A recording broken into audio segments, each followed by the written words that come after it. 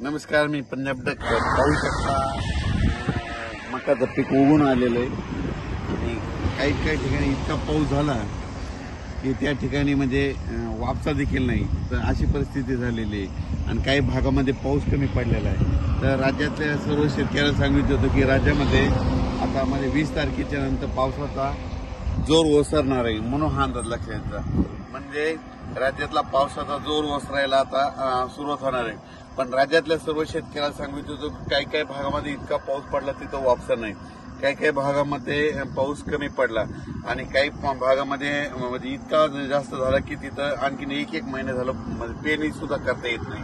पण राज्यात मात्र सर्व शेतकऱ्यांना सांगितलं ज्यांची पेरणी झाली त्यांच्या झाल्या, ज्यांच्या राहिलं तर त्यांना जूनच्या शेवटच्या आठवड्यात एक चांगला पाऊस येणार आहे, म्हणून हा लक्षात. म्हणजे 27 जूनच्या नंतर राज्यामध्ये जूनच्या शेवटच्या आठवड्यात नंतर एक मोठा पाऊस येईल. मग त्याच्यात मात्र राज्यातल्या सर्व शेतकऱ्यांच्या राहिलेल्या सगळ्या पेरण्या होणार आहेत, म्हणून हा अंदाज लक्षात येतं.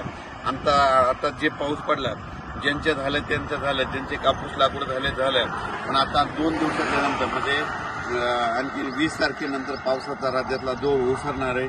म्हणजे पाऊस कमी पडणार आहे. तसा पाऊस थोडा चालूच राहणार आहे. स्थानिक वातावरण तयार होऊन पाऊस राहील. पण राज्यात असा जी इतका मोठा पाऊस पडत होता त्याचा पाऊस आता कमी होणार आहे, म्हणून हा अंदाज लक्षात आहे. आणि पाहू शकता मध्ये इतका पाऊस झाला आता मध्ये की काय मका उगून आलेली आणि इतकं पाणी आणखी वापसा देखील नाही, इतका पाऊस आहे. म्हणून राज्यातल्या सर्व शेतकऱ्याला सांगू शकतो आता 2 दिवसानंतर म्हणजे 20 पासून राज्यातला पावसाचा जोर ओसरायला सुरुवात होणार आहे. जास्त खूप काही म्हणजे आता राज्यात जास्त पडणार नाही, सरी मात्र येत राहतील. म्हणजे आणखीन 2-4 दिवस मध्ये एकदम बंद होणार नाही, पण सरी चालत राहील. भाग बदलत पडणार आहे. आता म्हणजे सर्वदूर पडणार नाही, भाग बदलत तरच पाऊस राहणार आहे, म्हणून हा अंदाज लक्षात द्यायचा. राज्यातल्या सर्व शेतकऱ्याला सांगू इच्छितो याच्यानंतर मग पाऊस असा चांगला मोठा कधी येईल. राज्यात सर्वदूरचा पाऊस आता जूनच्या शेवटच्या आठवड्यात म्हणजे 27 जूनच्या 2 जुलैच्या दरम्यान म्हणजे जूनचा शेवटचा आठवडा आणि जुलैचा पहिला आठवडा म्हणजे त्याच्यात मग मोठा पाऊस येणार आहे. आणि मग त्याच्यामध्ये संपूर्ण राज्यातील राहिलेल्याची सगळ्याची पेरणी होऊन जाईल, म्हणून हा अंदाज लक्षात येतं. ज्यांच्या जमिनीत ओल असेल तर तुम्ही तुमचा निर्णय स्वतः घ्या. ओल नसेल तर पेरणी करू नका.